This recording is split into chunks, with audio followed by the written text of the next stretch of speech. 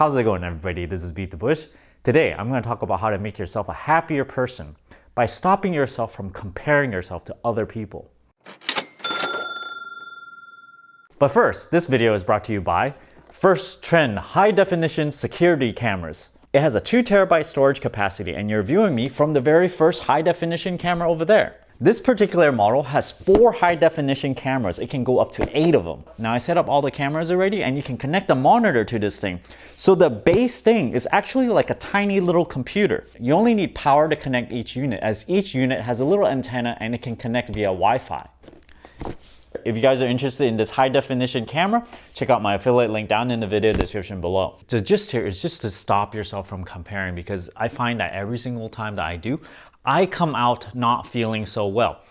But if the other channel, let's say it happens to not do as well, maybe the growth rate is not as high, something like that, and then I go, oh, great. But then that great feeling, it's kind of like a guilty feeling, right? Yes, it does feel a little bit better, but I feel bad to feel good, right? So this little guilty pleasure, I just find that it's so not worth it, because if you come against the channel, if you're comparing yourself to something better, not just channels, right? You could compare to your neighbors, you can look at their car, you can find out how much it costs, you can like look at the things that they own. So the biggest recommendation I can give regarding this is to stop yourself, recognize it as soon as you can, and don't indulge yourself in it, because as soon as you do, it could go either way. You can feel terrible about it, or you can just feel a tiny bit better for a short time.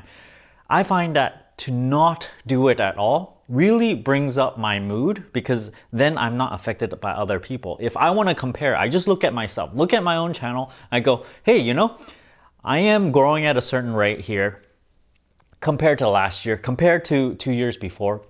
It's doing just fine if I compare to myself. In fact, just yesterday, this channel reached 250,000 subscribers, 250,000. I watch other channels' videos where they celebrate whenever they reach a certain milestone with their subscribers. And of course, I feel like it's sort of cliche. Whenever someone says, hey, thanks subscribers, is because of you. It is because of you. But then when I say you, it means you as a single person, because you are one subscriber. But then on my side, when I'm talking to you, I'm probably speaking to maybe 10,000 people, 20,000 people during the first week of this video release. There are indeed 250,000 subscribers that chose to click that button. Isn't that amazing? Let me get my silver play button over here.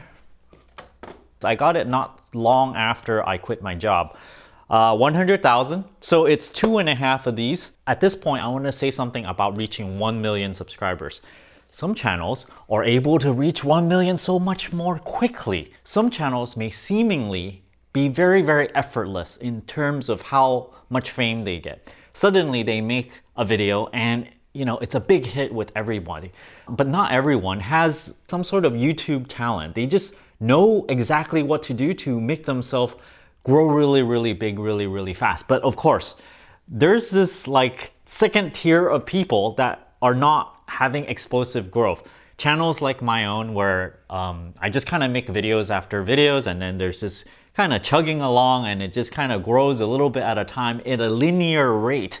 Although the first, I think up to 100,000, it kind of sort of grew more and more as the time passed. Maybe it's something I don't know what I'm doing. I need to tweak some things that will make things better. But I want you guys to know this. Thank you so much for subscribing, for even watching this video as it comes out. I'm gonna get emotional again, so I'm gonna stop that line of thought. Know that I am very thankful about this. And let me talk a little bit about heading to 1 million subscribers and not comparing yourself to other people, because as a YouTuber, you can easily look at a lot of 1 million subscriber or more, even 10 million subscriber or more channels. There's so many of them out there.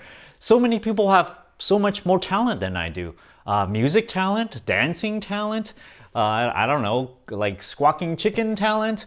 Sometimes they do like pranks on other people, like completely something that I totally cannot do.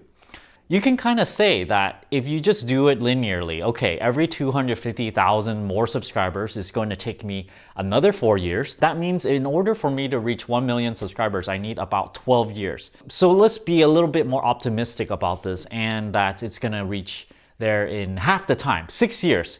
Okay, I think I'm okay with this. I can just chug along. I do not have to push myself so hard, because that's the thing with early retirement and doing YouTube at the same time. Because if I push myself too hard, I might win in a very short race, but not the marathon. So just look at my eyes here. I feel like no matter what, I'm going to push this to 1 million subscribers.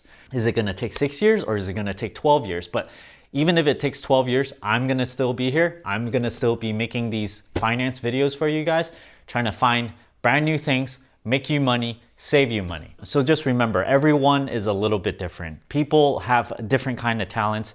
If you pit yourself against someone else that has a bit more talent, then it's gonna be really detrimental to your own happiness.